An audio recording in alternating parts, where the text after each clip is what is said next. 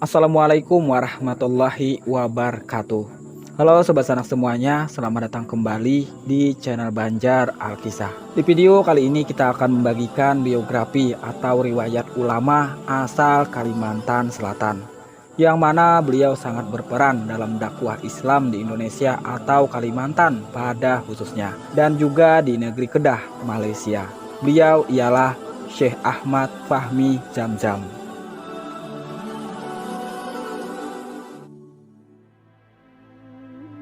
Kiai Haji Ahmad Fahmi bin Zamzam, MA, yang nama penanya Abu Ali Al-Banjari An-Nadwi Al-Maliki. Lahir di Amuntai, Kalimantan Selatan pada 9 Juni 1959. Pendidikan awalnya didapat di kampungnya sendiri. Seterusnya pada tahun 1973, 1978, beliau melanjutkan pelajarannya di Pondok Pesantren Darussalam Martapura, Kalimantan Selatan. Pada tahun 1979, beliau melangkahkan kaki ke Jawa untuk melanjutkan pelajarannya di Yayasan Pesantren Islam di Bangil, Jawa Timur. Pada tahun 1980, beliau melanjutkan pendidikannya di Nahdlatul Ulama, Lucknow, India, di bawah asuhan tokoh ulama sangat terkemuka di dunia Islam, Syed Abul Hasan Ali Al-Hasani An-Nadwi, hingga memperoleh ijazah pertama atau BA pada tahun 1983. Banyak ilmu yang didapat beliau dari Syed Abul Hasan An-Nadwi dan para tokoh ulama lain di sana. Pada tahun 1984, Syekh Fahmi Zamzam berkunjung ke negeri Kedah, Malaysia, dan tinggal di Ma'had Tarbiyah Islamiyah Derang, Pokok Senah, Kedah. Inilah awal mula pengabdian beliau di sana.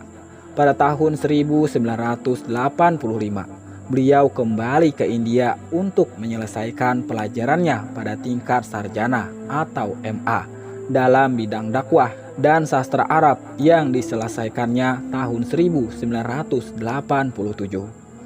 Pada tahun 1988, Syekh Ahmad Fahmi sempat berguru di Mekah kepada Syekh Muhammad Yasin Al-Fadani dan memperoleh ijazah ammah dalam ilmu hadis dari gurunya tersebut. Beliau juga sempat berguru dengan Syed Muhammad bin Alwi Al-Maliki Al-Hasani, hingga dianugerahi oleh guru yang sangat mencintai dan dicintainya ini gelar Al-Maliki pada tahun 2002 atas pemahamannya yang mendalam dalam persoalan-persoalan agama. Syekh Ahmad Fahmi Zamzam telah berkhidmat lebih dari 20 tahun di Ma'had Tarbiyah Islamiyah Derang, Kedah dalam usaha mendidik tunas-tunas muda dan memimpin mereka di jalan Allah.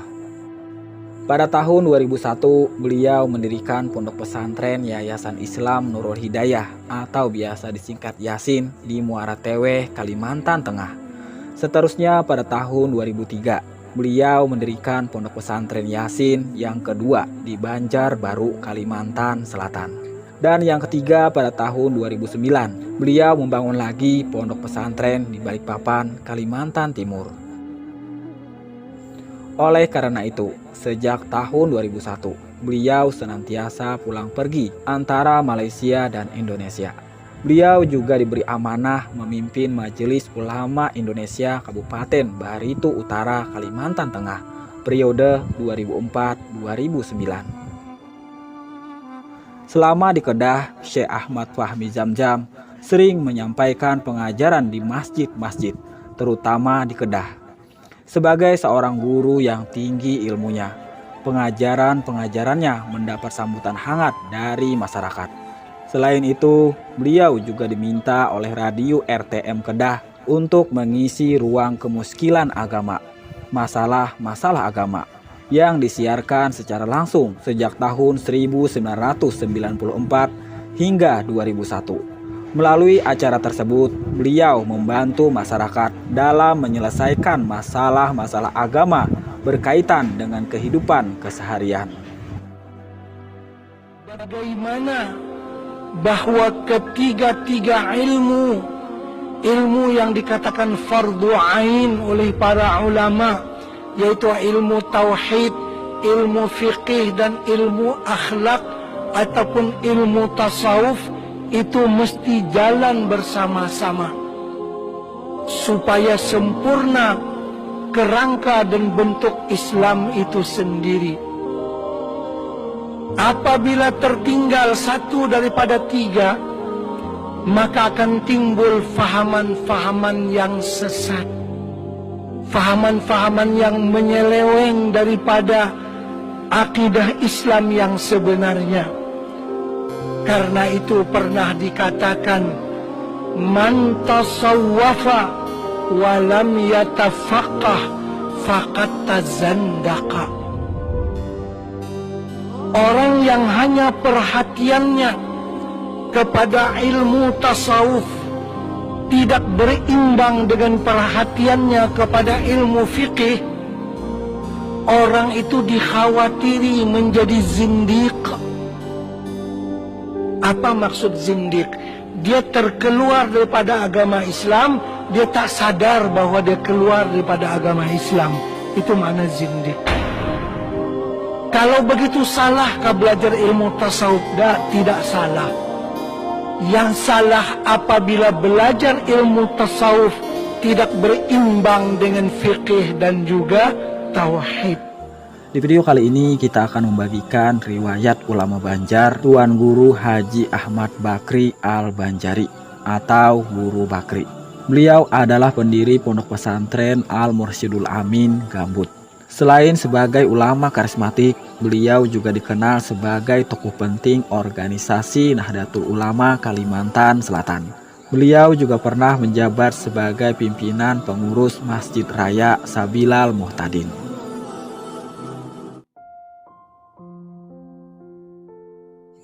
Kiai Haji Ahmad Bakri, beliau lebih akrab disapa dengan sebutan Guru Bakri. Lahir di Desa Bitin, Kecamatan Danau Panggang, dan berjarak 12 km dari kota Alabiu, hulu sungai utara Kalimantan Selatan. Beliau adalah putra dari Haji Imanuddin dan Hajah Sapura. Dilahirkan tanggal 20 Mei 1959, merupakan anak keempat dari 6 bersaudara, yaitu Tarsih, Kiai Haji Ahmad Tarmizi, Hajah Samrah, Atiyah, dan Muhammad Sobli. Beliau dibesarkan di lingkungan keluarga petani yang kental dengan nuansa ketaatan menjalankan ajaran Islam. Pada tahun 1967, ketika Guru Bakri masih berusia 7 tahun, beliau mulai belajar agama di Madrasah Ibtidayah Salatiyah di Desa Bitin, Kecamatan Danau Panggang. Setelah menamatkan pendidikan di tingkat Ibtidayah, beliau kemudian melanjutkan ke tingkat sanawiyah di tempat yang sama. Semboyan yang populer di kala itu. Hanya ada 2 jalan untuk mencapai kemuliaan, yaitu mencari harta atau mencari ilmu. Beliau Ahmad Bakri memilih mencari ilmu, sebab dengan ilmu kemuliaan akan diperoleh di sisi Allah Subhanahu wa Ta'ala dan di sisi manusia. Dengan ilmu pula harta benda akan datang dengan sendirinya. Kiai Haji Ahmad Bakri, beliau suka menirukan ungkapan yang disampaikan gurunya. Jika kamu menanam padi, niscaya padi yang akan tumbuh. Jika kamu menanam rumput, pastilah padi tak akan tumbuh. Maksudnya, jika kamu mencari ilmu, niscaya harta akan kamu dapatkan. Jika kamu mencari harta, niscaya ilmu tak akan kamu dapatkan. Berkat keteguhan, disiplin, kerajinan, dan keuletannya dalam menuntut ilmu, setiap tahun Guru Bakri naik kelas. Beliau selalu menempati peringkat pertama di kelasnya. Karena keberhasilannya itu, beliau tak kuasa lagi menahan keinginannya untuk mengaji ke kota Serambi Mekah Martapura. Cita-cita tersebut sempat terpendam hampir setahun disebabkan alasan ekonomi. Namun pada tahun 1977 Masehi, Guru Bakri pada akhirnya berangkat juga ke Martapura dengan uang yang diperoleh dari menjual sepeda satu-satunya milik ayahnya.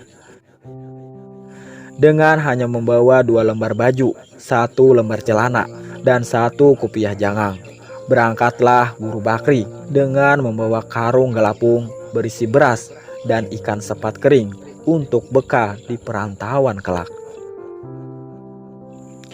Selama belajar di pondok pesantren Darussalam Martapura, Guru Bakri banyak mendapat pengetahuan agama yang bersumber dari kitab-kitab tradisi pesantren yang lazim disebut kitab kuning.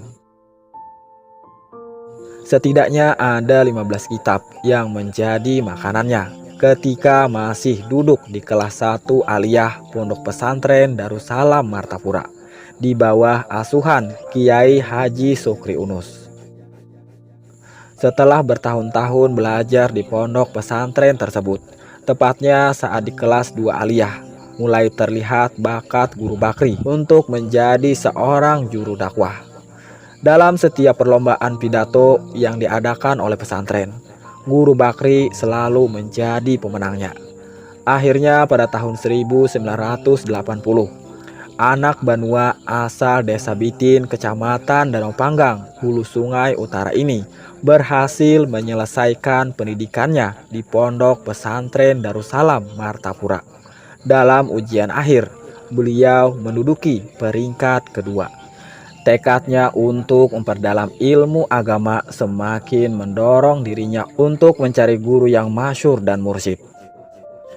Beliau sangat menekuni ilmu nahwu dan syaraf, fikih, tauhid, tafsir, dan tasawuf. Kiai Haji Muhammad Zaini Abdul Ghani atau Abah Guru Sekumpul adalah guru yang banyak membentuk karakter pada diri beliau. Kiai Haji Ahmad Bakri. Kiai Haji Ahmad Bakri berpesan pada diri beliau sendiri, jangan bermimpi menjadi pegawai negeri karena kamu tidak mempunyai diploma. Jangan bermimpi jadi orang kaya karena kamu tidak mempunyai harta. Maka jadilah orang yang berilmu karena akan mendapat kemuliaan di dunia dan di akhirat. Pada usianya yang ke-26, Guru Bakri mengakhiri masa lajangnya dan menikah dengan Hajah Siti Rukayah, gadis pilihannya dari Gambut, Kabupaten Banjar. Gadis yang dinikahi beliau pada tahun 1985 itu adalah anak Guru Haji Husni Abdullah dan telah dikaruniai 4 orang anak, yaitu Muhammad Rasid Rida, Siti Zafirah, Muhammad Saman, dan Hasan Al-Munawar. Kiai Haji Ahmad Bakri wafat pada hari Jumat 1 Februari tahun 2013 di Rumah Sakit Umum Daerah Ulin, Banjarmasin, dan dimakamkan di Kompleks Pemakaman Pondok Pesantren Al Mursyidul Amin, Gambut.